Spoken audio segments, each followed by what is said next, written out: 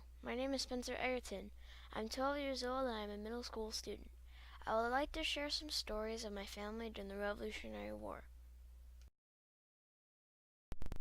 I am very lucky to have so much information on my family history. 26 of my ancestors were in the Revolutionary War that we've researched so far. At the time of the Revolution, my family lived in New England, but they originally came from England and some from Scotland, Ireland, and Germany. However, my mother immigrated to America from Jamaica and her grandparents came from China. Documents exist online that show my family members' birth, marriage, and death records, as well as their military history. We found many of these on Ancestor.com. Ancestor.com is a site where people can research their family history and find copies of many records. Also, many libraries have books on family histories. These are called genealogies.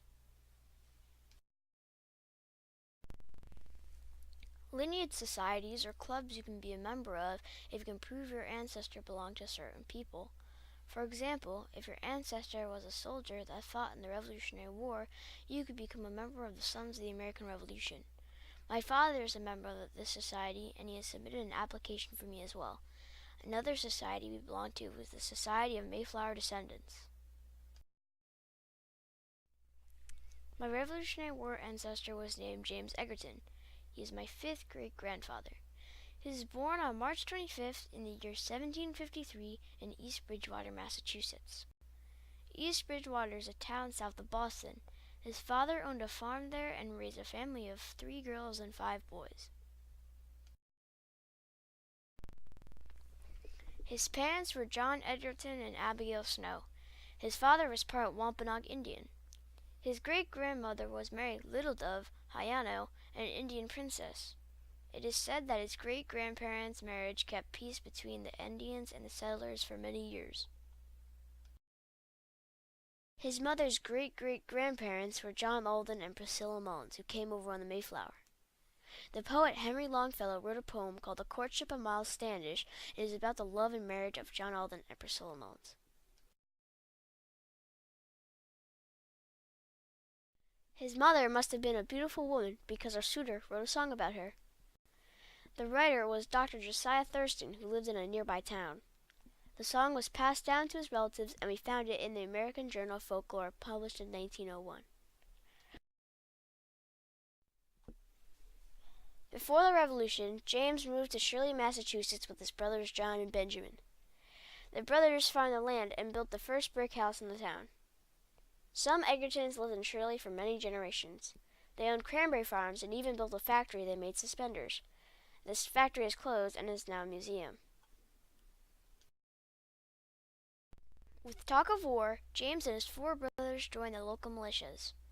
All but 4 men joined up, and that was because they were too old. His brother John would respond to the Lexington alarm and later fight in the Saratoga campaign. Brother William would fight with him at the Battle of Rhode Island. However, in 1777, William would die at home from a fever. Joseph would be at the Battle of Long Island, and Benjamin marched to Rhode Island in 1780.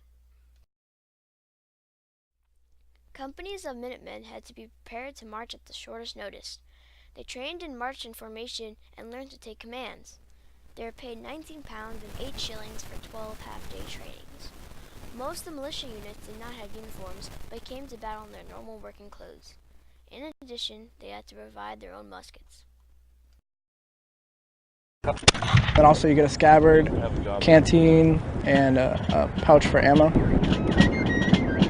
Training for the Commander-in-Chief's Guard, I've only done about a few days of it. When we're training for like sync and stuff, it's usually we concentrate on just getting our movements together.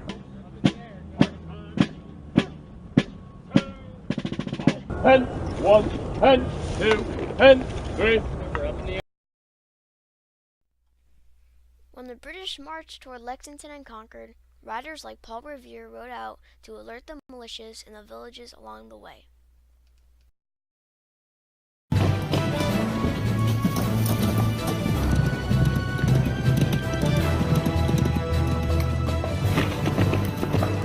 The Redcoats are coming!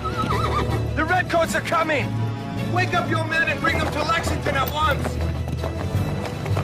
Wake up! The regulars are coming! Here's a story from the history of Shirley. Old William Longley, though bent down with age and supporting himself with 2 staves, wished to join the company of men marching to Concord, and when reminded of his infirmity, he replied, "True, I cannot handle a musket, yet I will fight the redcoats with my 2 canes," at the same time brandishing those formidable weapons as though his words were not to be received as fiction.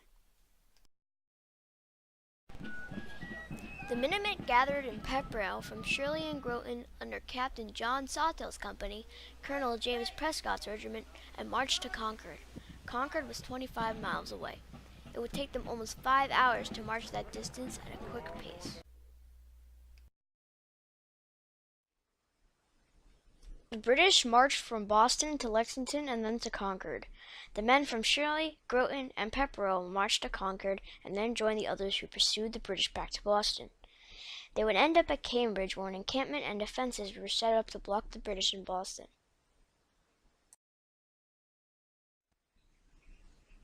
The men from Pepperell arrived too late for the Battle of Concord, but none of them would ever forget the devastation they saw at the Old North Bridge. The British marched back to Boston with the Minutemen in hot pursuit. They fired at them from houses and behind trees. The British gathered their dead and put them on wagons. They would not soon forget the guerrilla methods used by the rebels. In those days, soldiers were expected to fight out in the open, in lines, but the farmers and frontiersmen had learned to fight like the Indians.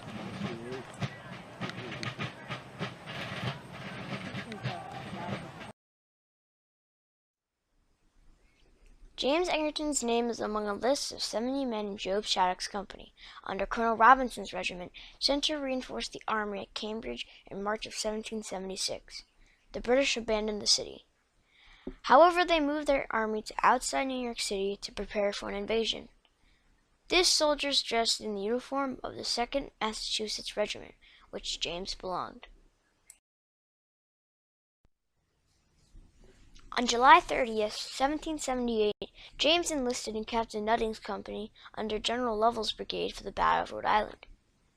His regiment is credited with turning the tide of the battle with a daring charge against the British lines. The battle marked the first time Americans fought alongside French troops. Also, it was the first use of an all-black regiment.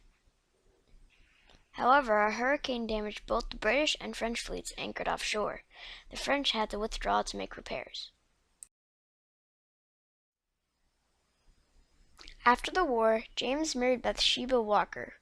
He purchased farmland from his new father-in-law in Langdon, New Hampshire. James was very involved with the town. He was the town clerk, a justice of the peace, state representative, and a lawyer.